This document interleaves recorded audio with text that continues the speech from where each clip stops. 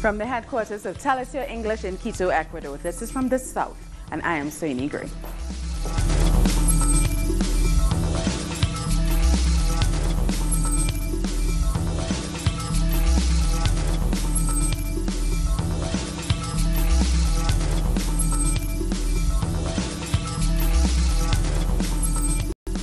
The date for Venezuela's presidential election has been pushed back to May 20th.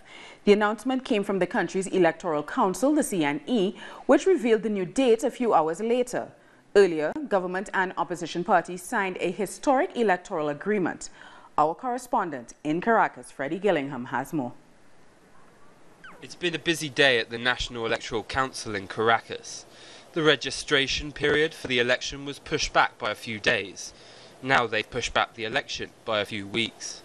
Today, the CNE's president, Tipasi Lucina, justified the decision.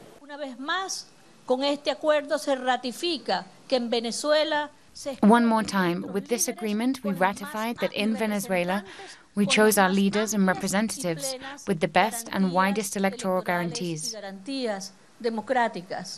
The move to push back the election date was among several other measures that were formed as part of the electoral pact reached by the opposition and the government parties participating in the election. In a week when negotiations between the two sides have made history, Venezuelan Communications Minister Jorge Rodriguez noted the rapid progress.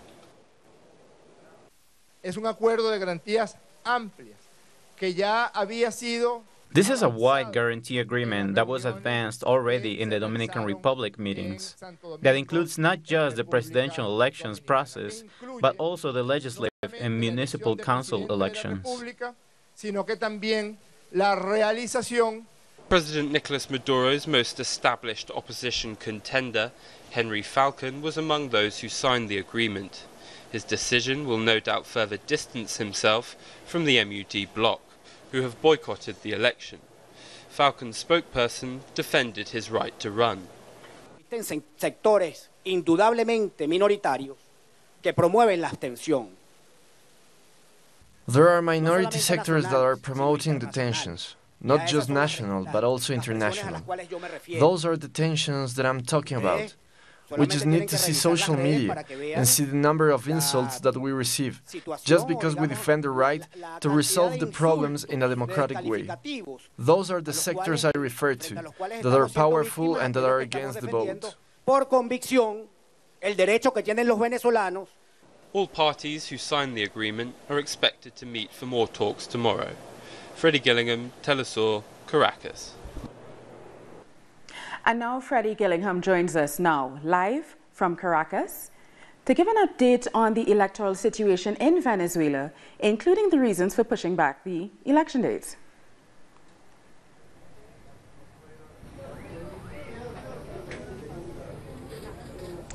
So good evening from Caracas. News came at around 5 p.m. our time that the electoral date that had been agreed to be pushed back by both opposition and government parties who are participating in this year's election. Well, we now have a confirmed date. May 20th is the new date for the presidential election. It will no longer be taking place on April 22nd. It's now being described as a mega election. This was something Maduro proposed several weeks ago. It means combining legislative and municipal votes on the same day as the presidential vote. This was agreed upon by both parties as part of this sweeping agreement. I must just add that this agreement was confirmed to be part of the Dominican Republic agreement that the government signed. However, the MUD did not sign that. Tomorrow is the final day when presidential candidates can register.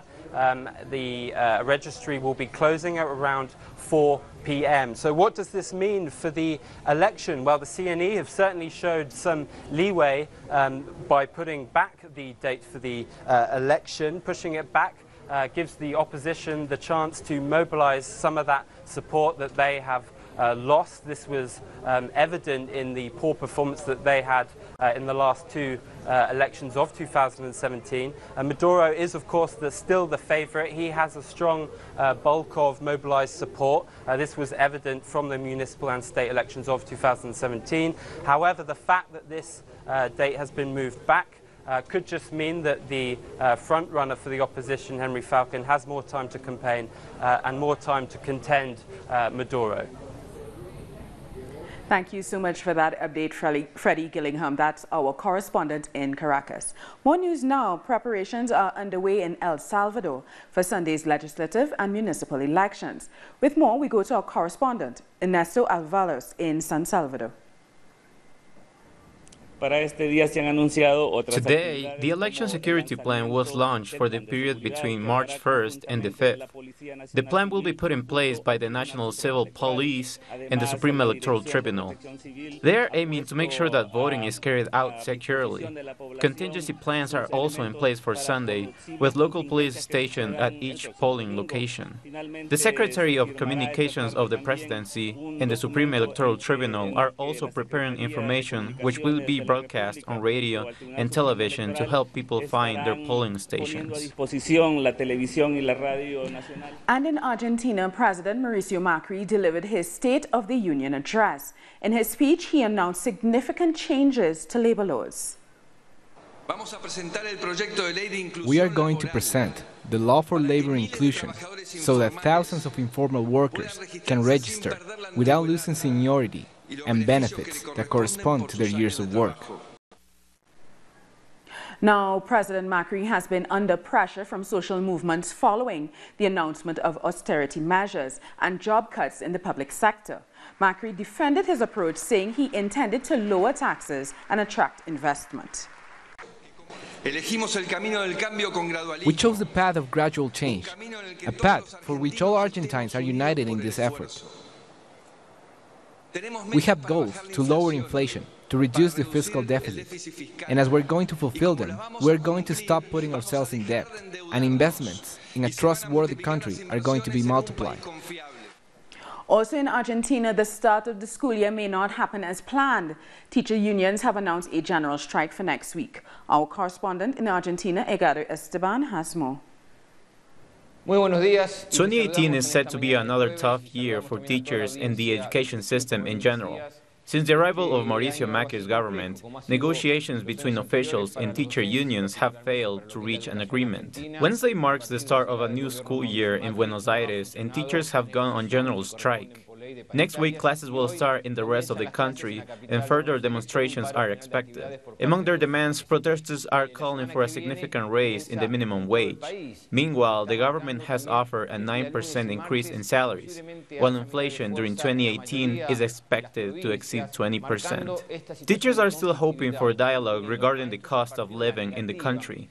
On Thursday, teachers' unions will hold a national meeting to confirm next week's strikes. It is also expected that they will join women's strike planned for March 8th to demand fairer treatment and a decent education for women and girls. In Colombia, Rodrigo Londoño, political candidate and former leader of the guerrilla group FARC, warned the peace process is in grave danger. Londoño, who's also known as Timonchenko, said he is launching an SOS to save the dialogue. He asked for all parties to unite efforts to get the peace process back on track. We need a government that guarantees the implementation of the agreements for reconciliation, so the Colombian people can build peace in Colombia. That is the challenge that all Colombians have, and each one will decide it with their vote.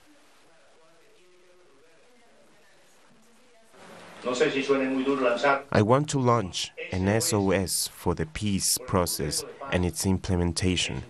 We know well that when you unite the smallest forces, small but powerful, who are trying to sabotage this beautiful and historic peace process, we can be an example for everyone, for the world. Coming up after the break, we bring you a special report on the militarization of Rio de Janeiro. Stay with us. Rio de Janeiro's inhabitants face a military intervention. Watch an hour from the South broadcasts an analysis of the violent acts committed by de facto Brazilian President Michel Temer to repress social movements. Rio de Janeiro under military intervention. Today, only on Telesur.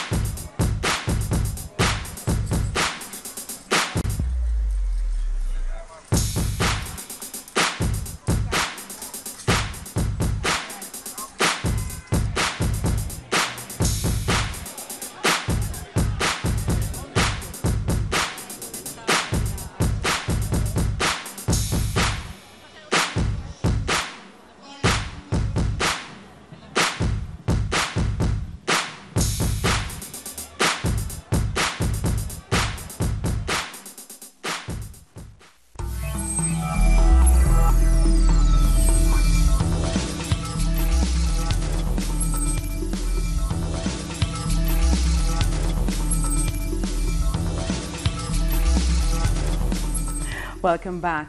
Brazil's new public security minister is considering hiring 1,000 more police officers to control crime rates and fight corruption. The funds will be taken from a $2.7 million budget that has been set aside to restructure the police force. Social organizations have questioned the move. Skeptics say this could be a measure to change the image of Michel Temer ahead of the elections. The government in Brazil has been criticized by citizens for imposing military rule in Rio de Janeiro.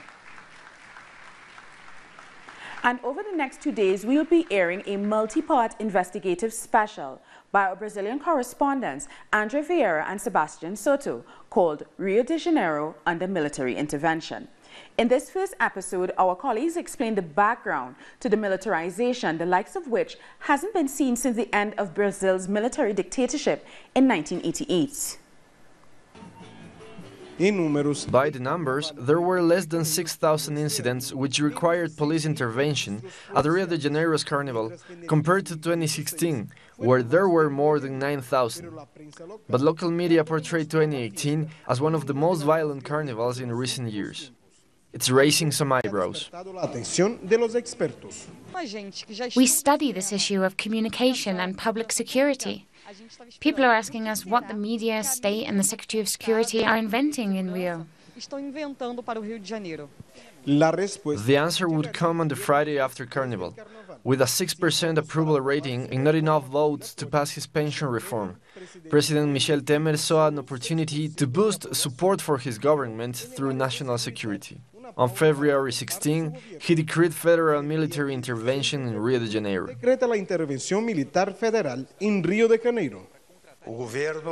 The government will give hard, firm responses and adopt all necessary measures to confront and defeat organized crime and its roots. The military has been in Rio since July 2017. But with the intervention, they no longer support the local police. They command them. In the streets, opinions are divided. The intervention came at a good time. We've needed it. Many deaths. The people are afraid of being in the streets due to the assaults, including here in the center. This is a marketing scheme by the vampire Michel Temer. He has nothing else to do now that he doesn't want to be investigating Operation Car Wash, and he's using this issue to distract people. Rio de Janeiro security is now commanded by Army General Braga Neto, who, while speaking to the press this week, stated that the objective is to recover the credibility of security forces. This is the first time since the 1988 Constitution that the national state has intervened in one of Brazil's federal states.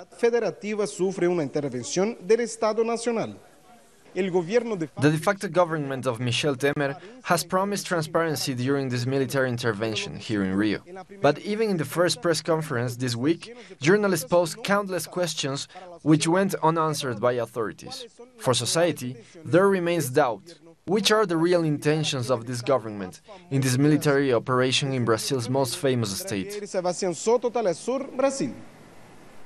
Peru's top brass is denying allegations that they received money from the Brazilian scandal-ridden firm Odebrecht. President Pedro Pablo Kuczynski and politician Keiko Fujimori both say they never took kickbacks. The denials come after a former Odebrecht executive, Jorge Barata, said he paid into Kuczynski's 2011 campaign in exchange for government contracts. He also told prosecutors he gave money to Fujimori's campaign.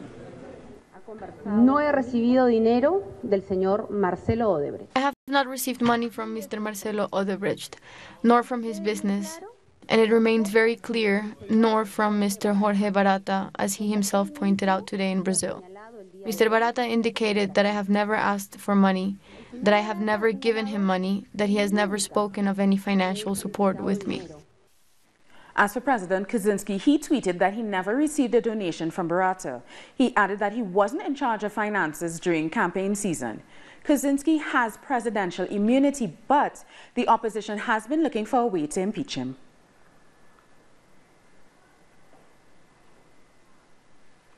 Jamaica has a new Chief Justice. Justice Brian Sykes was sworn in on Tuesday in the presence of Prime Minister Andrew Holness. Sykes was appointed 1 month ago as the acting Chief Justice after his predecessor, Zyla McCalla, retired. The Bar Association of Jamaica had threatened to file a suit against the Prime Minister for failing to recommend a permanent appointment as Chief Justice. Prime Minister Holness said his government was committed to the independence of the judiciary. Bolivian Foreign Minister Fernando Wanacuni will be heading to Argentina. He's looking at possibly implementing a public health plan that will benefit citizens of both countries. We have appointed a special mission team that will be traveling to Argentina as soon as possible to talk about the healthcare that Bolivians and Argentinian migrants get. We're also changing our internal rules so the Argentinian citizens living in Bolivia have the same rights as the Bolivian ones in Argentina. A 2-kilometer breach in a fault line in the southern Cusco region of Peru has left 60 families homeless. Several injured local residents have been taken to hospitals. Many houses in the area, mainly made of stone, fell apart. The Andes Mountains have many active fault lines. Earlier this year, a magnitude 7.1 earthquake struck the coast of southern Peru, killing 1 person. Brazil's Supreme Court has upheld major changes to laws which once protected the Amazon rainforest. The revision of the 2012 law, which includes an amnesty program removing penalties for landowners previously charged with illegal deforestation. Environmentalists say it will make the practice more acceptable. And time now for another short break, but join us again after this look at what our multimedia colleagues are reporting.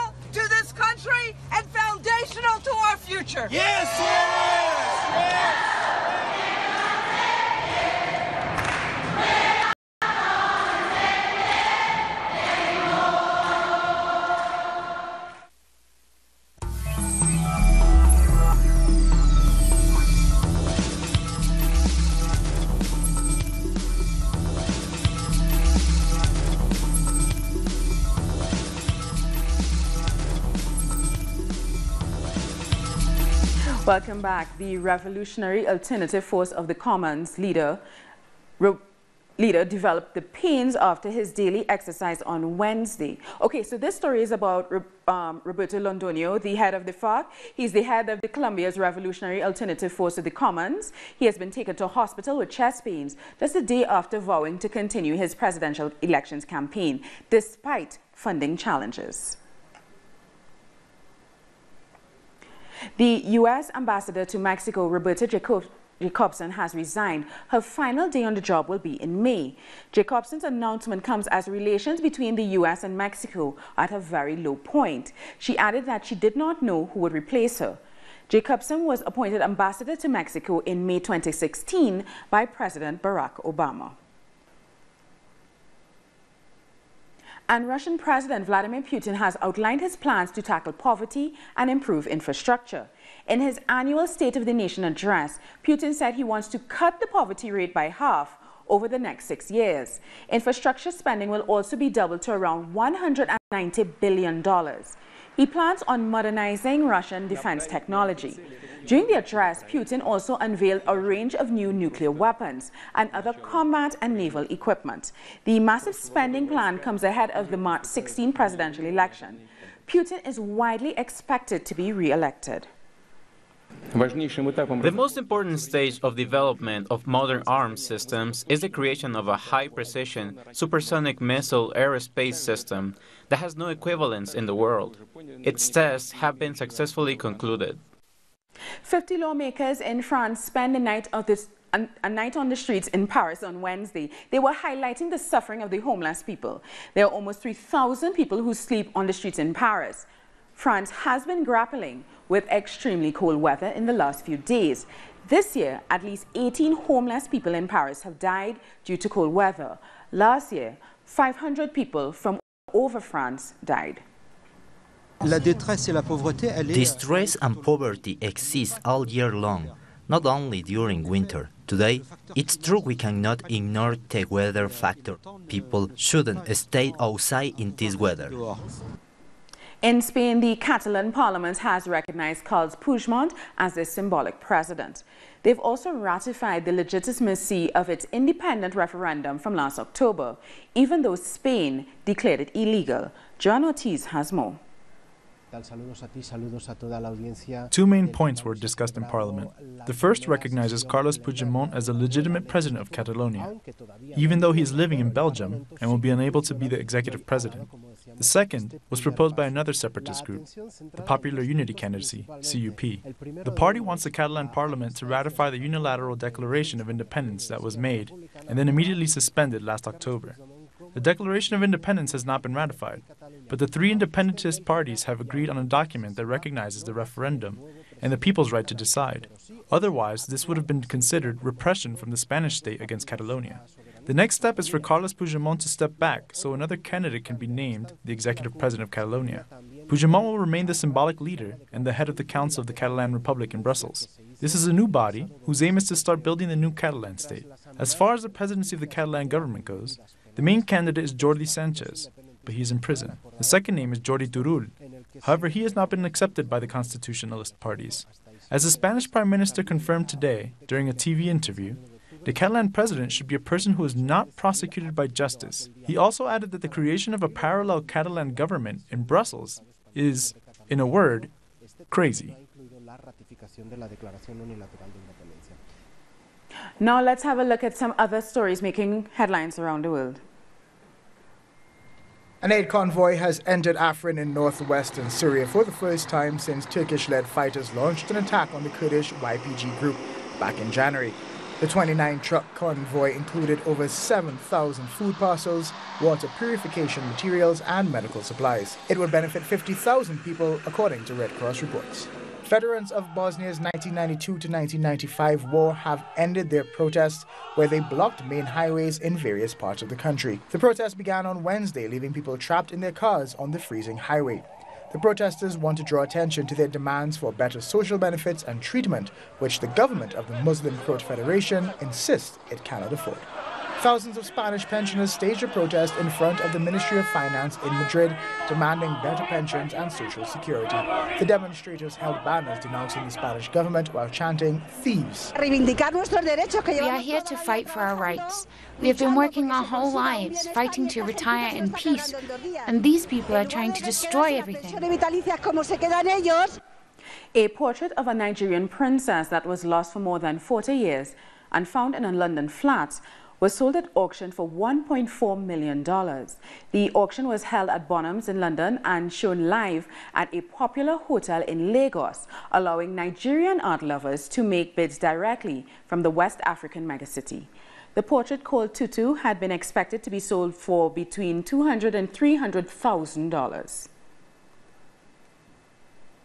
And that's how we end our newscast. For these and many other stories, you can find them on our website at aliciatv.net/English.